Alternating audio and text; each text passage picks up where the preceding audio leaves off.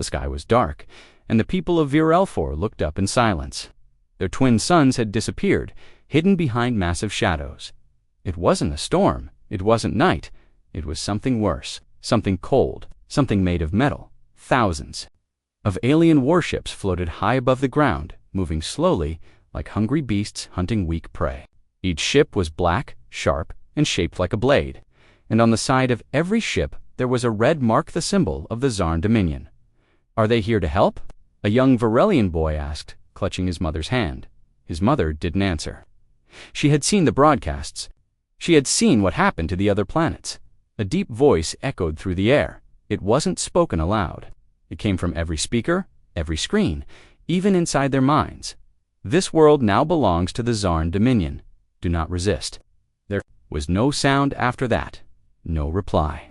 No hope. The attack began within minutes. The capital city burned first. Tall towers collapsed. The defense systems didn't even activate. The Zarn didn't need ground soldiers. Their ships were enough. Bright blue beams shot down from above, carving lines into the land like fire through paper. People ran, screamed, hid, but nothing could stop it. No warning, no mercy. Just destruction. Commander Relzar stood on the bridge of his lead warship. He watched the burning city on his screen with a calm face.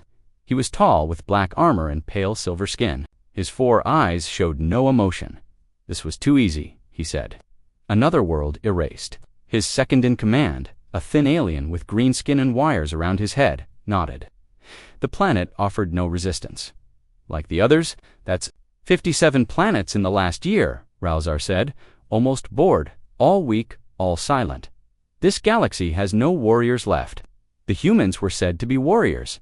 The officer said, "RHE," Elzar laughed. "The humans? They're extinct, dead. We crushed Earth over 300 years ago. They were nothing but wild animals with guns. But there are rumors," the officer added carefully. "Rumors." Relzar turned to him slowly. "Are we children now? Do we chase old stories like fools?" The officer stayed quiet. "Good," Relzar said. "Prepare the fleet. Our next target is the Sarin Belt. Move in 12 hours. The officer bowed and left. But something strange happened that night. A small scout ship, patrolling a dark sector of space near a forgotten star system, picked up a signal. "Captain," the scout pilot said, checking his screen, "I'm reading something weird." "What kind of signal?" the captain asked. "It's old, very old, human code, from before the fall." "That's impossible. The humans are dead." The pilot frowned. "Should I ignore it?" The captain paused, then smiled. "No, let's take a closer look. Maybe we'll find some scrap to sell." The scout ship turned and followed the signal. It led them to a quiet System 3 dead planets and a small dying star, and floating near the third planet was a ship. It was huge, silent, cold. Its design was old, very old. Human design, but not like anything in the archives. Its surface looked like black glass, smooth and glowing faintly with red lines. No energy, no lights, just floating in space like a ghost. "Send a scan," the captain said. The pilot sent the signal. Nothing came back. Then suddenly, everything changed. The ship lit up. Bright red lines covered its hull. Its engines came to life, but there was no sound, just pure, silent power. One moment, it was floating. The next, it vanished. "What?" the pilot shouted. It just disappeared. The radar blinked. 1 second, 2. Then boom, the screen turned white. Back on the Zarn fleet, alarms started ringing. What happened? Unknown. Their last log shows a Terran ship, then nothing. The commander's eyes narrowed. "Bring the logs to my chamber."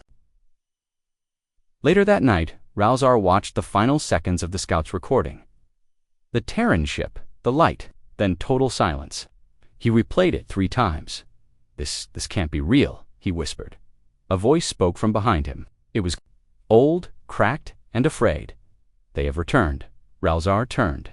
It was one of the oldest Zarn scholars kept alive for knowledge. He had once lived during the fall of Earth. "What do you mean?" Relzar asked. The old one's hands shook. "They warned us. The humans had a last weapon. A final message. If their world was ever destroyed, then one would wake." Relzar didn't believe in myths. He didn't believe in fear, but something in the video made his skin crawl. Is it a ship? No, the old one said. Worse, it's a man. A man, Ralzar laughed. One man cannot stop an empire. The old one looked at him, his voice trembling. Then why did your scout ship vanish without firing a shot? Silence filled the room.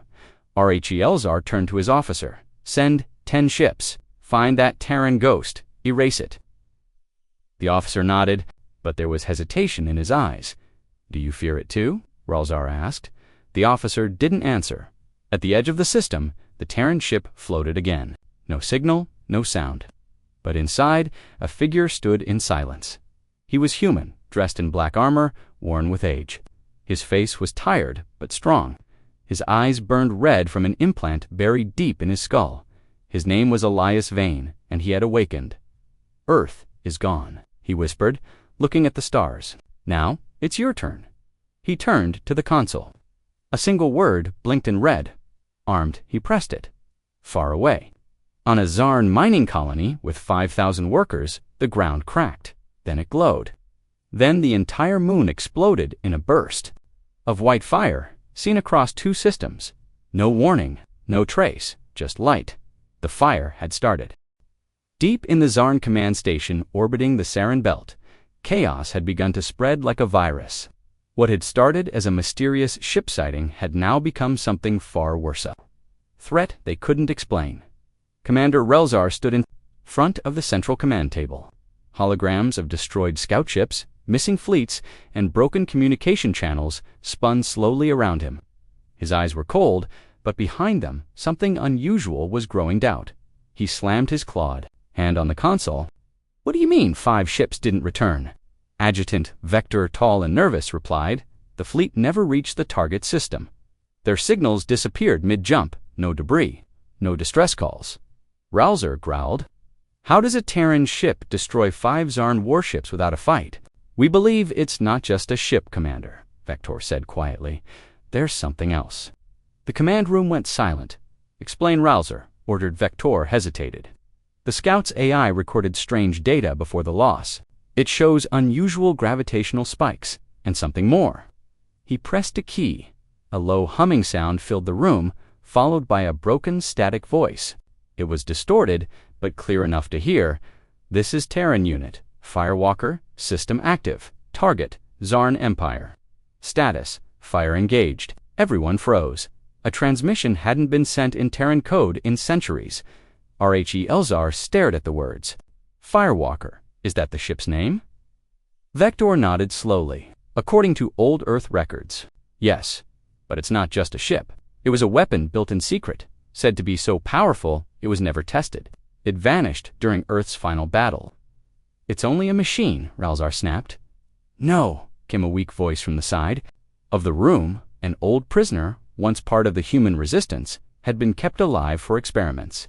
His hair was white, his skin thin, but his eyes still had fire. You don't understand the Firewalker, he said. It's not just metal, it's alive. The guards moved to silence him, but Ralzar raised a hand. Speak, he said coldly. The old man smiled. They tried to make a god, a man who could control war, fire, and silence. He was sealed inside that ship, buried, sleeping. They said if Earth ever fell, he would wake, and now he has. Lies, Vector hissed. But Ralzar's thoughts were racing. Something deep inside him warned that this was not a myth. Somewhere far from them, deep in the dead zone of Sector 1 to C, the Firewalker drifted near a shattered asteroid field. Inside, Alias Vane stood in silence, staring at old pictures on his screen images of Earth. Mountains, oceans, people, smiling. Gone, he pressed a button. The ship's AI Orion responded in a calm, human-like voice. Target priority, Sarin. Command outpost. Estimated defense, 17 warships, planetary shields, 1 orbital cannon. Begin assault. Alias didn't speak. His hand hovered over the confirmation. Then his voice was low and cold. Yes, burn it. The Firewalker's engines lit up like a dying star. The ship vanished into subspace. Back at Sarin Command, alarms exploded. Unknown energy surge detected. What sector? Vector shouted. Here, a technician screamed. It's right on top of us. Outside, space cracked open. From that tier, the firewalker emerged. It didn't fire. Not at first, it simply appeared. And in that moment, everything changed. Zarn ships turned to attack, but their systems failed. Weapons jammed, engines melted. One ship exploded from the inside without being touched. From the planet below, the sky lit up like a second sun. People screamed and pointed as the sky turned orange. The orbital cannon fired, but the beam curved in midair, redirected by a strange field around the Terran ship. Then, Alias spoke again. "This is for Earth." The firewalker opened fire. But this wasn't a normal attack. Beams of white energy shot out, carving through ships like paper. One by one, the entire Zarn fleet was erased. No resistance. No escape. Down on the planet, the command center began to shake. "We need to evacuate," Vector shouted. "No," Ralzar said. "I'll face him. You'll die. I am commander of the Dominion. I will not run from one man." But when he looked at the screen, he saw something that made even him take a step back. A message appeared across every display. "You destroyed 78 worlds. Now, I return the favor." Suddenly, the planet's core temperature began to spike. "The sun," a technician cried, It's reacting to the firewalker's energy." Outside, the star near Saren boiled, then pulsed. Then boom, a shockwave of pure heat tore across the system. The Zarn planet vanished in a wall of fire. The firewalker survived, untouched, vanishing once more into subspace. RHELZAR escaped in the last second aboard a stealth pod. As he floated in the cold silence of deep space, he looked back. A sun was burning with strange colors, red-blue. Around it, nothing remained. He whispered, "This is not war. This is punishment." Meanwhile, in a secret chamber on a neutral alien world, the Council of Nine met .9 ancient alien races who had survived countless wars. They had watched the XRN destroy galaxies. But now, something new had arrived. They watched the footage of the firewalker in silence. The oldest among them spoke, his voice dry like dust. "I warned you," he said. The Terrans were not to be touched. They believed in balance, in peace. But if pushed, they created monsters to protect their graves. "Do we help the Zarn?" another asked. The old one shook his head. "Help them, no. Run, hide, pray." And, in the darkness between stars, Elias Vane sat quietly, staring at Earth's last image of blue planet, spinning in silence. Orion spoke, "Target eliminated." Awaiting next command, Elias closed his eyes. "They'll never stop," he whispered. "So neither will we." Alarms screamed across Zarn space. Systems that had once run smooth for centuries now flickered with warnings, errors, and fear. In the high citadel of the Zarn Dominion, deep inside the heart of the Velgari Nebula, Supreme Strategist Varn II stood frozen in front of a burning hologram. Red lights flashed behind him, casting shadows across the silver floor. "This can't be real," he said, voice shaking. But it was. The entire Saren system was gone. The star, the planets, the moon bases, everything had been burned in a blast. Number Zarn weapon could explain. This was no rebellion, no stolen fleet. This was precision. "One ship, one man," Varn II whispered. Behind him, the doors hissed open. Commander Rilzar entered, his armor scorched, his eyes tired. Varn II said, surprised. Barely, Rilzar replied, "I watched Saren burn. He didn't attack it like a soldier. He ended it like a god." Who? Varn II asked. RHELZAR stepped closer to the display and pointed him. The image zoomed in, a black warship with glowing red lines across its HULL, shaped like a dagger, with no known energy type powering it. Varn II frowned. "This thing, it's not just a weapon, it's alive. It's called the Firewalker," Rilzar said, "and the pilot." Rilzar's voice lowered. "Human. Name, Elias Vane."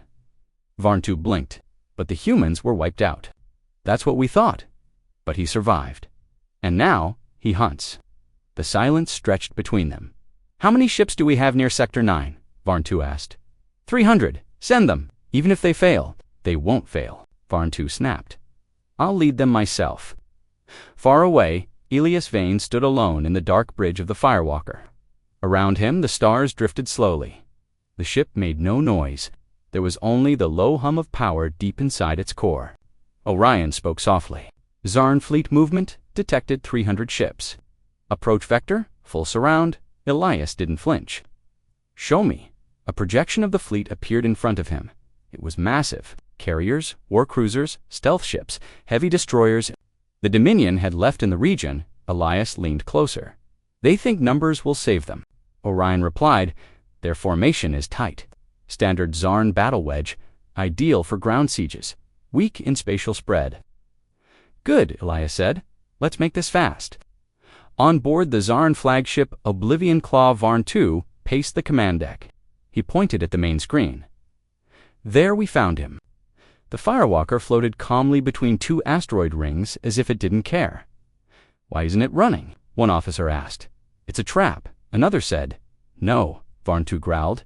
It's not hiding. It doesn't think it needs to. He turned to the weapons controller. Lock all weapons. Focus fire. One shot, we erase him. Dozens of red targeting beams locked on fire. The void lit up. Hundreds of missiles, plasma bolts, beam weapons, and gravity shells shot toward the lone Terran ship. The stars flashed. The asteroid rings shattered under the force. The Firewalker vanished in the storm. A moment of silence, then the screen lit again. The Firewalker was still there. Not a scratch. No, that's not possible. The technician gasped. Varn II stepped back. Then the real attack began from the Firewalker's hull. Dark energy lines flared out. They stretched through space, arcing like black lightning.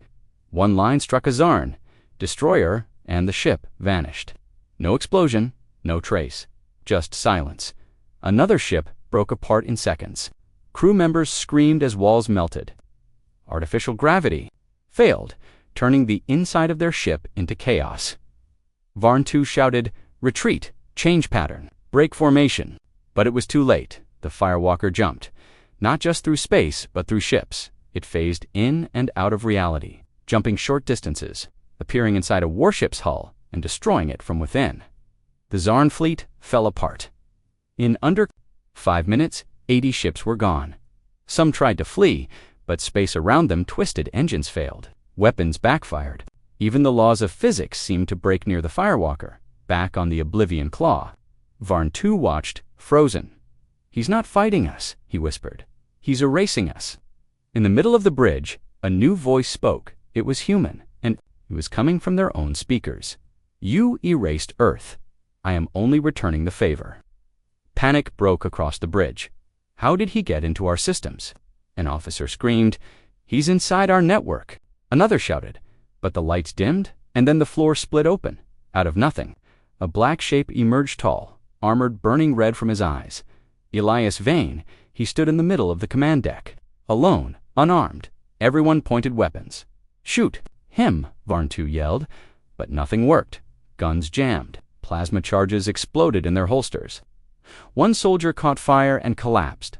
Alias walked slowly toward Varn II. You had your chance to run. Varn II trembled. What?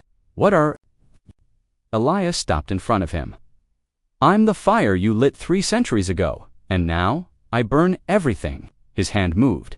A pulse of red energy exploded from him, crashing through the entire ship in space. The Oblivion Claw burst apart into black flames, and then the Firewalker vanished again. No trail, no trace, just quiet. At the Zarn homeworld, leaders gathered in emergency council. They had watched the fleet fall, not slowly, not in battle, but like leaves in fire. What do we do? One asked. Another answered, we can't fight him. Then we surrender to one man. He's not just a man, they shouted. Then the chamber fell still. A new message appeared on every screen. A countdown, 0 hours, 23 minutes, and 59 seconds, one of the generals gasped. What is that? The words changed. This world has 24 hours. Leave or burn. The Firewalker had arrived. The lights on the old Terran command ship flickered. The human vessel, named Ashbringer, had remained quiet for nearly 2 hours. The alien fleets in orbit thought it was dead. But Commander Lynn Rourke sat in silence, watching every enemy movement. On his screen, he tapped his fingers on the armrest. "They still think we're broken," he said, voice calm but cold. The crew was silent, eyes locked on the glowing maps in front of them. Over 30 enemy capital ships now surrounded the remains of Earth's last station on Vega Prime. The station had no power. Civilians had evacuated, but the Ashbringer stayed behind. Not for defense, but for revenge. "We've charged the Ember Core," said Dr. Mel, the ship's weapons AI specialist. Her voice trembled slightly. "It's ready, but we'll only get one shot." "One shot is all I need," Lynn replied. Outside, the alien command fleet began moving in closer. They had grown confident. After all, Earth had already lost dozens of colonies. The aliens believed the Terrans were finished, but they hadn't seen what was hidden inside the Ashbringer, forbidden weapon born from the last days of the Solar Wars, a weapon banned by every human treaty, a weapon that used a captured star. As its heart, "I want all power to the Ember Drive," Lynn said. "But we'll lose shields," shouted Pilot Enzo. "We'll be wide open." Lynn turned toward him. "There won't be anything left to hit us if this works." Enzo swallowed his fear and nodded. Powering up now. The ship began to hum. Its metal frame glowed with a deep red light. The control room darkened as every system rerouted power to the weapon buried in the ship's core. From orbit, the Ashbringer looked like it was burning alive. On the alien flagship Vothran, Grand Marshal Zerk watched the human ship carefully. "Strange," Zerk said, his tentacles twitching. "The Terran warship is heating, but it's not launching. What are they doing?" An officer beside him said, "Perhaps they're trying to escape."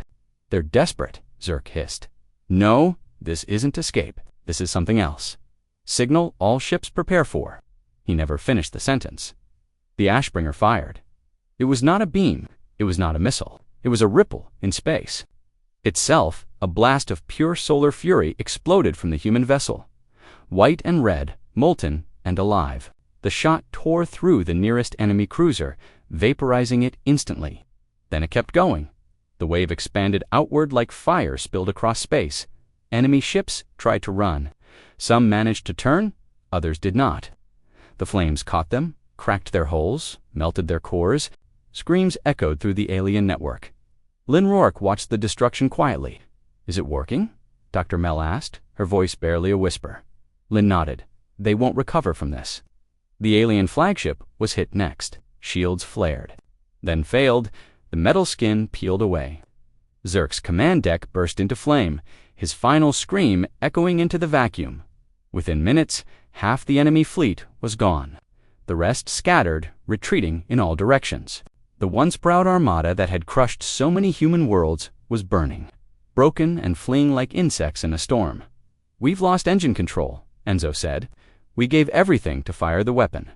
Lynn stood up slowly. "Let them know. Send out the message." Dr. Mel nodded and opened the comms. Her voice went out across every channel, every frequency, straight into the ears of fleeing enemy commanders. "This is Commander Lynn Rourke of the Terran vessel Ashbringer. You brought war to our homes. You thought we were weak, but this is what one human ship can do when pushed too far. Tell your leaders Earth is not finished. We are just beginning." Static filled the line. Silence followed. The alien fleets didn't respond. None of them did. Not a single shot returned to the Ashbringer. Not a single voice dared challenge him. For the first time in the war, the enemy ran. Rourke looked at his broken ship. Hulls burned. Engines offline. Power failing, but it didn't matter. The message had been sent. And across the galaxy, fear had begun to grow. Fear of one human who had lit the stars on fire. Far away, on the edge of the Sirius sector, a small alien outpost. Picked up the transmission. The local warlord slammed his fist on the console. He shouted, "We have a problem, a big one. Earth has weapons we didn't know existed." Back on the Ashbringer, Enzo whispered, "What now?" Lynn smiled faintly. "Now we let them think. Let them wonder how many more of these ships we have." Dr. Mel looked at him, confused. "But this is the only one." Lynn turned, toward her eyes sharp. "Exactly, but they don't know that." The crew stared out at the battlefield. A graveyard of alien ships floated around them. Space was quiet again, but only for a moment something had changed. The silence wasn't peace. It was fear, and fear spreads fast. The Zarn High Council had not gathered in person for centuries. Their empire was too vast, their leaders too powerful to risk standing together in one place. But now they had no choice. The chamber on Valgari Prime was carved from black stone, and lit by pulsing crimson orbs. It was silent except for the low hum of fear. Rhe Elzar stood at the center, his armor still scorched from Saren's destruction. He looked at the faces of the 12 High Lords aliens, who had ruled worlds with iron hands for hundreds of years. "You've heard the reports," Ralzar said. His voice was steady, but the weight behind it was unmistakable. "Saren is gone. Our fleets in Sector 9 are destroyed. Our flagship Oblivion Claw is dust. And it was not an army, not a rebellion. It was one human." The High Lords shifted uncomfortably. "One man," Ralzar repeated, "piloting a ship we cannot track. A ship that kills suns." "Impossible," hissed Lord Karvik, his insect-like mandibles clicking angrily. "You expect us to believe a single human is behind this. Their species is extinct." "Do you want to see the footage?" Ralzar snapped. "Do you want to watch your fleets die again?" Karvik shrank back.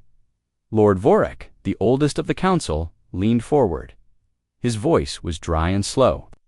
"If what you say is true, then we must assume he will not stop." Ralzar nodded.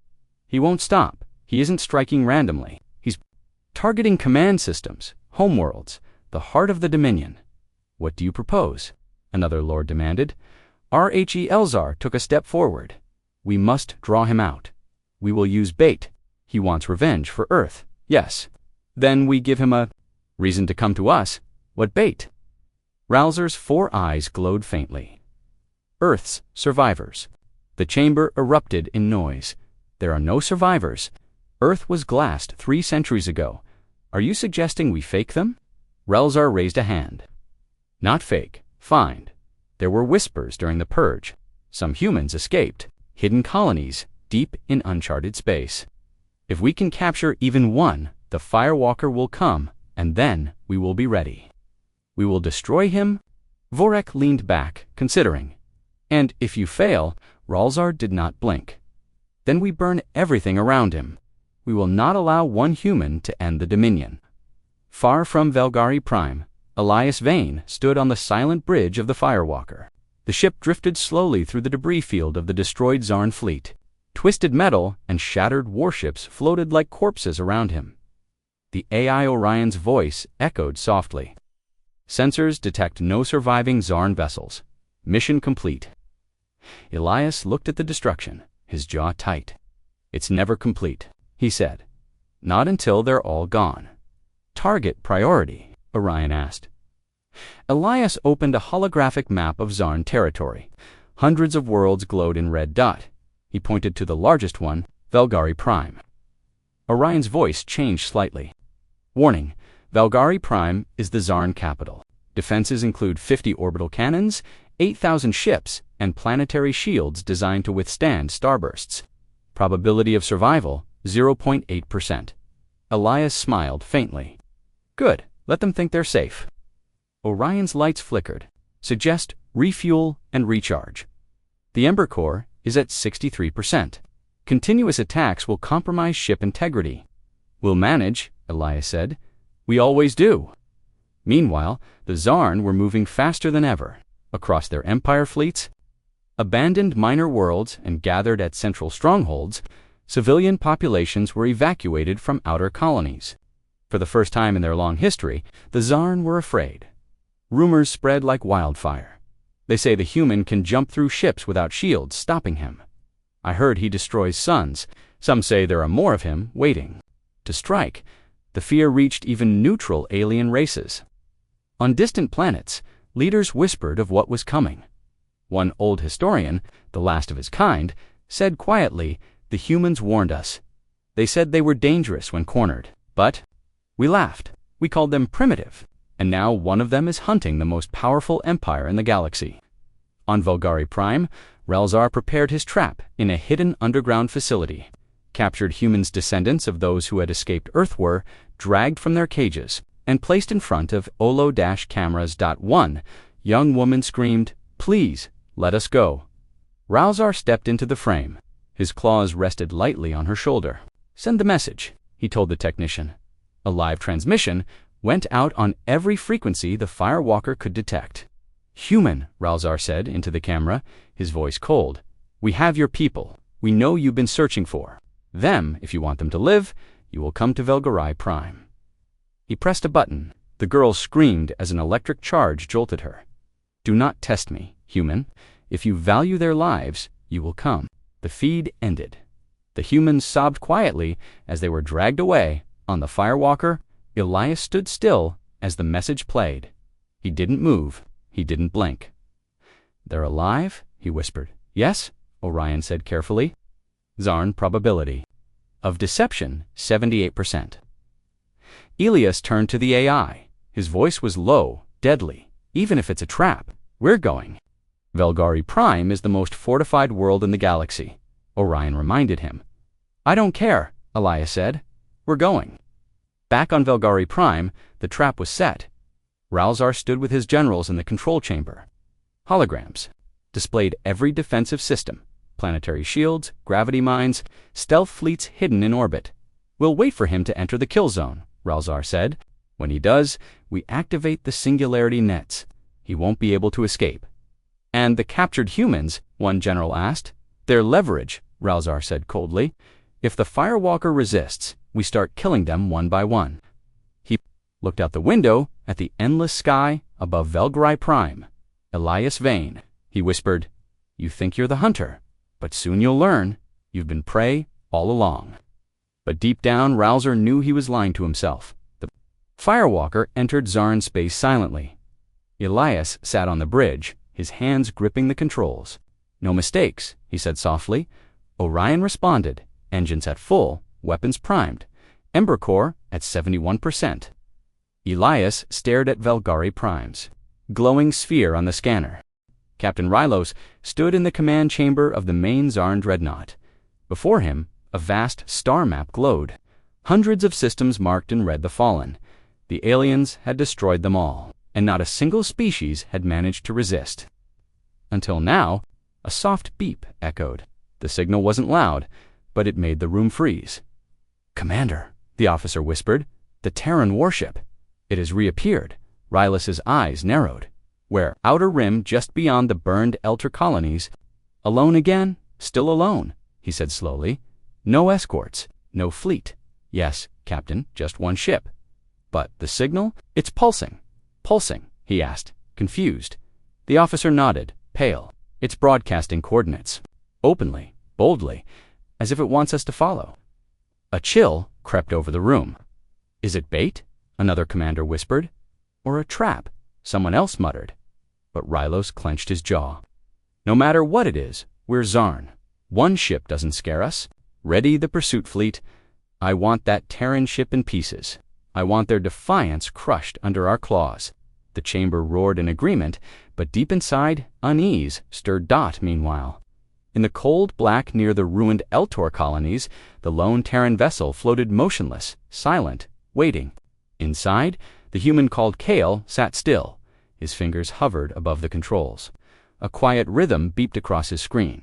The signal was being received. The aliens had taken the bait. He didn't smile. There was no joy in what came next, only purpose. His ship's maul on the outside was something else entirely on the inside. The hull was old, patched, even scorched. But beneath that was something not even the Zarn sensors could understand. Human science mixed with something darker, something ancient Dot, something only Earth had awakened. Kel whispered to himself, "You crushed every world, took everything from us. But you forgot one thing humans don't run. We return. And when we return, we set the stars on fire." The Zarn fleet arrived in waves. 10 ships at first, then 30, then a full 100.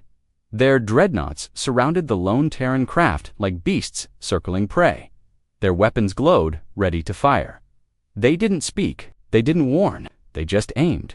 And yet, the human ship made no move. Rylos gave the order, "Fire all batteries." 1,000 beams of death lanced across space.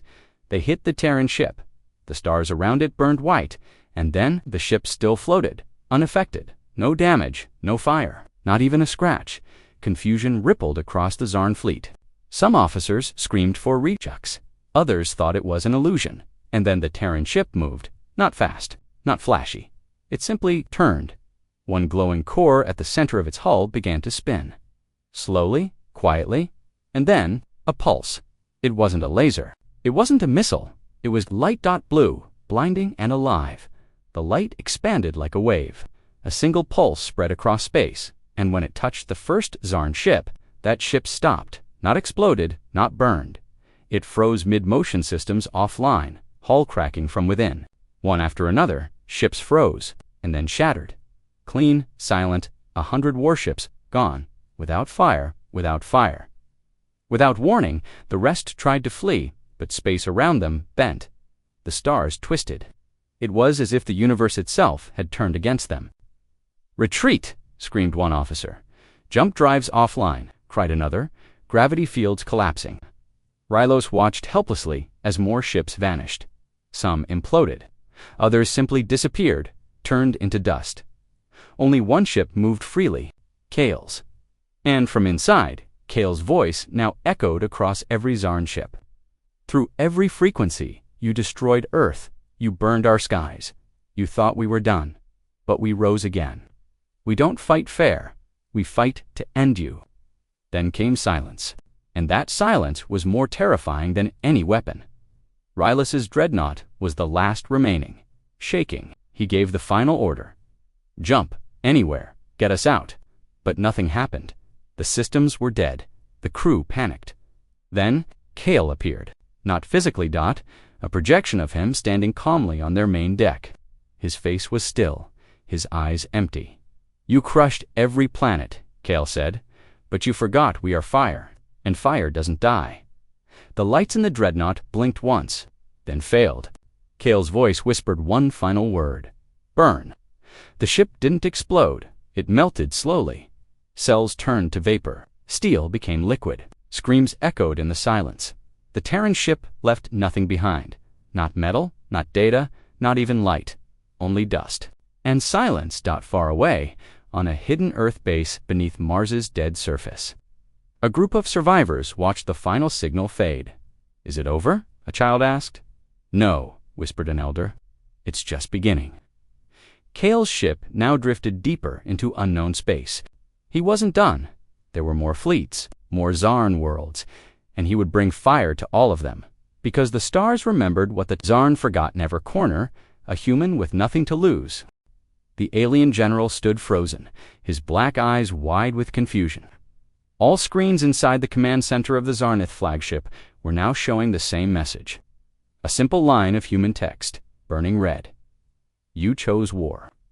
Now I light your stars." On fire, then the screens went dark. High above the planet scale 4, the Zarnith fleet began to move, not forward, not to attack, but to retreat. Something was coming. General Terrak turned to his second in command. "Trace it. Where is the human? What kind of ship does he command?" "Unknown. General, no readings, no energy spikes, no ships detected, but something is disabling our outer sensor network." Tarek's claws clicked against his armrest. "It's impossible. A single Terran can't do this alone." But he was wrong. Across the star system, on a dead moon orbiting Scale 4, Commander Rice stood inside a silent chamber. The lights were dim, the air cold. In front of him stood a black device like a coffin made of metal and starlight. The ancient system finally finished scanning his DNA. A low voice whispered from the darkness. "Terran combat signature confirmed. Titan protocol unlocked." Rice stared forward. "Activate the Hell Core," the machine hissed. A glow spread across the moon. The surface cracked. The stars seemed to ripple above it. In space, the Zarnith ships started losing communication. First one, then a dozen, then hundreds. General Tarek's voice shook as he ordered, "Send all remaining drones. Find the source. Burn it down." But the drones didn't respond. They were already gone. Far away, inside the ghost moon, Rice stepped forward. His armor was old ancient Terran Black Ops design, built before the fall of Earth's outer colonies. It had been hidden for decades. It was designed not for defense, but for total planetary assault. He clenched his fists. The armor hummed. glowing with energy from forgotten tech. One fleet destroyed Earth. Now one Terran destroys your galaxy. Outside, a storm of fire lit up the void. From beneath the moon's crust, black satellites began rising. Each one was small, silent, but as they formed a perfect circle in orbit, they connected into something horrifying, a planet-killer ring. The last time this weapon was used, Earth begged the galaxy to stop. No one listened. Now Rice had no one left to ask back on the Zenith. Flagship Chaos had fully taken over. Screens were filled with static. The communication grid had failed. Whole ships were vanishing from formation, gone without a trace. A captain shouted across the bridge, "We're detecting gravitational distortions, massive ones. Something's bending the fabric of space around the moon." Tarek stared at the data. This isn't a battle. It's a trap. And he was right. This was not war. It was retribution. The black ring around the moon opened like a massive lens. A concentrated beam of white light began to charge in its core. Not visible to the naked eye, but every ship could feel the radiation rising. It wasn't a weapon made to destroy ships. It was a weapon designed to burn entire star systems, and Rice was going to fire it. Inside the control room of the weapon, Rice spoke softly, his voice calm, cold, dead. "You erased Earth. Now you will know what it means to lose everything." He pressed the trigger. The beam fired. A thin line of white light shot across space, silent and pure. It passed through a Zenith battle. In the next second, the ship melted into dust like it had never existed. But the real horror came after. The beam struck the binary stars at the edge of the scale system. Both suns began to shift. The gravity around them broke down. The colors twisted. A shock wave began forming. This wasn't just light dot, it was stellar ignition. General Tarek screamed as alarms blared louder than ever. "He's destabilizing the stars. That lunatic, he'll destroy the entire system." The crew didn't know what to do. Every escape route was blocked, every sensor offline, and worse, something was jamming their FTL drives. The Terran had planned everything. Tarek's face twisted in rage. "This isn't a soldier. This is a demon." As the stars began to collapse, Rice watched from the surface of the dead moon. He didn't smile, he didn't laugh. There was no joy in vengeance, only silence. He spoke into his comms, though no one could hear him. "You burned our world, now I burn yours." Suddenly, the planet Scale 4 began to split. Earthquakes shook its core. Its crust peeled like paper. The twin stars behind it grew white-hot, ready to explode, but their engines failed. The artificial gravity in the system had been sabotaged by the same black satellites. Now moving into new formation, it was beautiful and terrifying, a man-made supernova. General Tarek looked out the window one last time. He saw the stars turning to fire. And then everything went white. The scale system, once home to billions, was gone. Not just destroyed, erased, Rice stood still. Around him, the ground trembled as the last piece of the weapon buried itself back into the moon's core. It was never meant to be used again. But this was the price of mercy. Denied, he spoke into his comms one final time. "To any who hear me, ... I am not your enemy, but if you threaten Earth again, this fire will return." From one human to all of you. And with that, he vanished into the stars.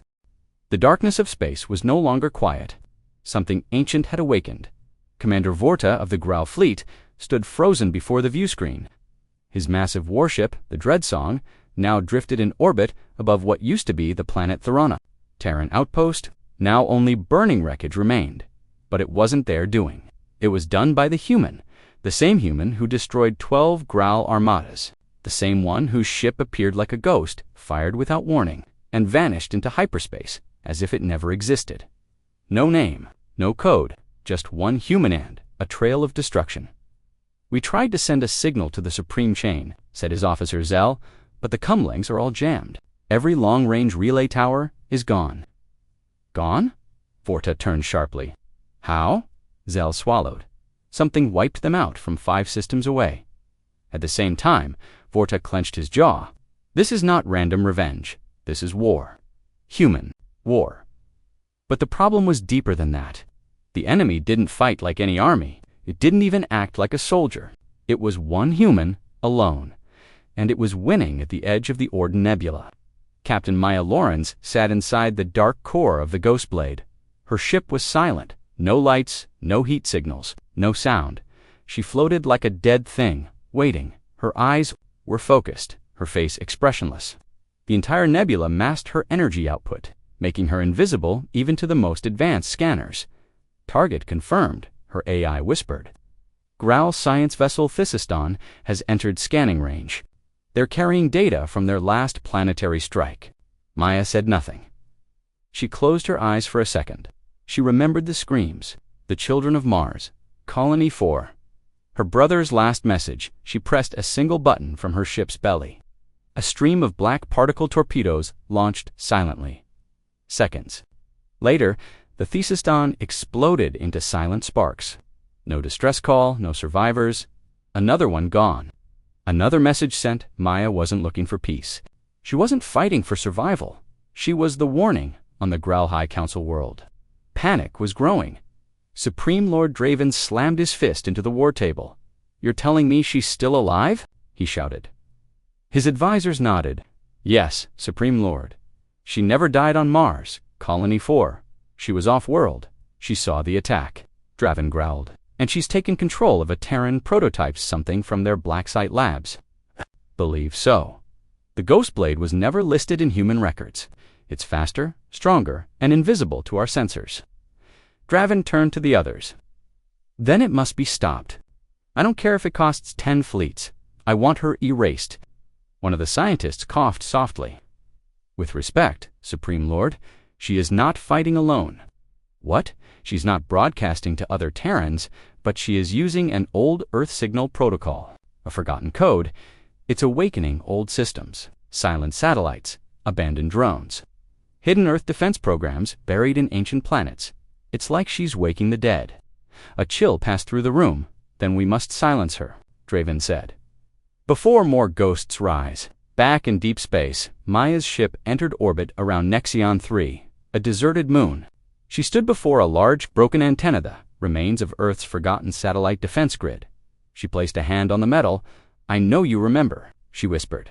The ground beneath her hummed. Old lights blinked. The machine stirred. "Complete," her AI reported. "We've reconnected to the Econet. 113 sleeper weapons now online. Scattered across 10 sectors, all Earth-made, all angry." Maya looked to the stars. "Let them come." The Growl fleets jumped in too late. Maya was gone, but her signature remained, and around the moon of Nexion 3, ancient Terran satellites powered up for the first time in 100 years. They fired. Not randomly, not wildly. They fired with intelligence, connected, coordinated, deadly dot. Half of the Growl fleet burned in less than 20 minutes. A message was broadcast in every direction. In all languages, "You crushed our homes. You erased our people.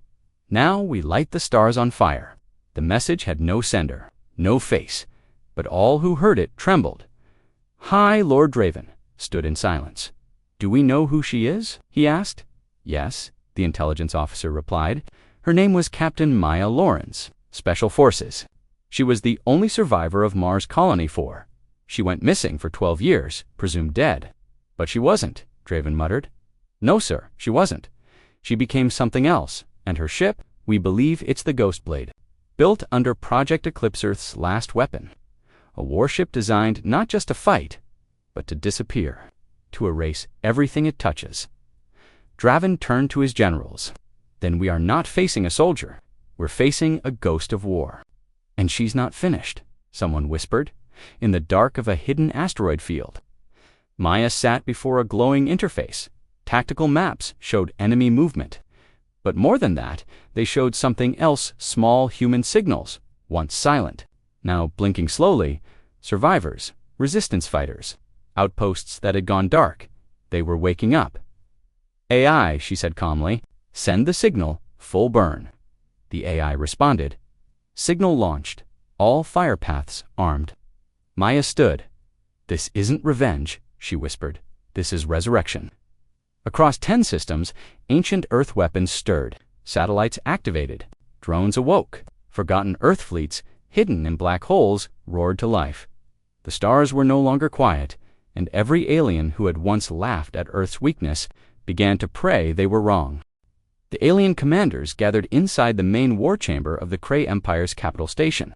The massive black oval table shimmered with holograms burning fleets, shattered worlds, missing ARM, ADAS. Supreme Warlord Trashkar gritted his teeth. This human is no longer a soldier. He's a weapon. Worse, a curse. No signal, no pattern. No mercy, whispered another general. He doesn't follow our logic. Across the galaxy, human colonies were long gone vaporized, conquered, or reduced to ash. And yet this single human who called himself Kane fought, like Earth, had just fallen yesterday. His rage had no end. His attacks came from nowhere. And the destruction he left behind was so complete, even scavengers stayed away. He has no fleet, said another commander, watching one Halashard as a Kree dreadnought exploded. No army, just a ship. One cursed ship. A dark silence fell over them all. Kane's ship had no name, no signature, but the whispers across the stars now called it Ashlight. Meanwhile, Kane stood alone inside the Ashlight's bridge. His face was calm, his eyes cold. The stars outside the windows blinked, softly beautiful, distant, uncaring. He spoke quietly to the ship's AI. Target confirmed. Yes, Kane. Kree Orbital Command, Nexus 4.7 light-years. 48 capital vessels guarding it. To void minefields, defense code, red level priority. He nodded. Then it's perfect. The ship's dark metal glowed with a faint pulse. Systems charged. Weapons aligned, far away, in the burned remains of a planet once called Helsari. An alien rebel watched Kane's latest destruction. Her name was Yanavel, and she had seen the Kree Empire kill millions, her own family included, and now Kane was giving the galaxy a reason to hope, or fear. He's not doing this just for revenge, Yana whispered to her small team. He's sending a message. One the Kree can't ignore, but he's just one man. Another shouted, he can't win a war alone. Yana's eyes burned. He isn't trying to win, he's trying to make them bleed. Back at the Kree Nexus, Supreme Warlord Trashkar received a chilling report. Sir Sensors detected a breach in the outer mines. No fleet, no life signs, just one signal. Trashkar slammed his clawed fist on the command panel. Bring it up. The screen showed a dark void, empty at first. To lay shape blinked into view. Long, black, silent, gliding between stars like a ghost. And then, the stars behind it exploded. Open fire, Trashkar screamed. Now, dozens of defense turrets activated. The fleet launched every missile, every torpedo. The skies filled with burning metal. But Kane didn't fire back. He simply vanished. Inside the Ashlight, Kane moved like a shadow. He whispered commands. The ship bent reality around it, warping in and out, dancing through explosions like smoke through fingers. He appeared above a capital cruiser and dropped a gravity spike. The ship crumbled like paper. 7th confirmed kill, said the AI. Minimal resistance, enemy confusion rising. Kane didn't smile. He didn't cheer. He just looked ahead. They never believed we could fight back, he muttered. Let's remind them. In the rebel base, Yana received a strange signal. It was not from Kane, but it carried a message. Hold your breath. The sky's about to burn. She turned to her team. Prepare the transmitters. The galaxy needs to see this. The Kree Nexus began to fall apart. Kane targeted the main reactors. No battles, no words, just precise, silent fury. And as the reactors overheated, the Kree commanders realized something terrible. This wasn't just an attack, Trashkar gasped. This is execution. Ashlight appeared in front of the Nexus's central command dome. One blast from its fusion command. The entire section blew apart. Bodies and glass flew into the void. Trashkar survived, badly burned. Floating in a cracked escape pod, he stared into the blackness. And then Kane's face appeared on a small screen in the pod. I remember what you did on Terra Nova, Kane said, voice calm. You crushed cities to prove power. You bombed surrendering colonies. You left children in fire. Trashkar snarled. You think this changes anything? You're still just one human. Kane leaned closer to the screen. I'm not trying to win. I'm trying to remind you. We remember. And with that, Kane turned off the screen. The escape pod ejected toward the nearest dead world. Across the galaxy, the footage spread. Yana's team had broadcast it to every surviving race. Every system, still under Kree rule, Aliens watched in Horror. Oz Kane destroyed the Nexus alone. No help, no fleet. Just one human who refused to die quietly. And for the first time in years, whispers grew louder. If one human can do this, what if there are more? In the shadows of the galaxy, hidden fleets began to wake. Other survivors, other exiles, other humans, they had watched long enough. They had seen Kane burn a hole in the star's end. Now they were ready to follow. But Kane had no plan to lead. He was still out there moving from system to system, his fire still burning. Ashlight glided silently toward its next target. No mercy, no flags, no survivors. Because this was no longer about war, it was about justice. The galaxy held its breath. The skies above Varlin Prim, capital world of the core Dominion, had turned red. Not from sunset, but from fire. Human fire. The last of the alien fleets had gathered there, forming a massive ring of defense. Over 4,000 warships core dreadnoughts, Junari silo ships, Threxian needlefangs all pointed outward in fear. But it wasn't enough. A single streak of blue energy cracked the sky open. Then came more, one after another. Human warships exited dark space without warning, silent, invisible until the moment they struck. The Terran Flameborn Armada, thought to be myth, had returned. Inside the control tower of the Varlin Sky Fortress, Emperor Dahl stood trembling. His face was pale, eyes wide. "How many did you say?" The officer, barely able to speak, whispered. "Over 10,000 Terran warships. And more keep coming." Dahl collapsed into his throne. A hologram appeared above the command deck. It was Captain Reese, the human warrior who had once been forgotten. Now he stood tall in his black armor, eyes burning like the stars behind him. His voice echoed across the entire system. "We warned you. We begged you. We showed mercy. You crushed our colonies. You burned our children. You forced our hand. Now you will face what comes when mercy ends." A second after the message ended, the attack began. Explosions filled space. Alien ships that had once destroyed Earth's outer colonies were torn apart in seconds. The human flamelances didn't just destroy, they vaporized. Plasma weapons cut through shields like cloth. Alien generals screamed for help. No one came. In orbit, core dreadnoughts launched all missiles. Hundreds of nukes filled the void, but the human ships were ready. Shields flared like stars, absorbing the heat. Then those shields pushed outward, a pulse wave spread. Alien systems shut down. Ships lost power. Entire fleets drifted dead in space. Human AI viruses had invaded every known system. No alien fleet could reboot. On the ground, citizens ran for cover. Fire fell from the sky like rain. Energy blasts rained down on power grids, weapon silos, palace towers. Still, Captain Reese did not land. He had no interest in conquest, only justice at Earth's command.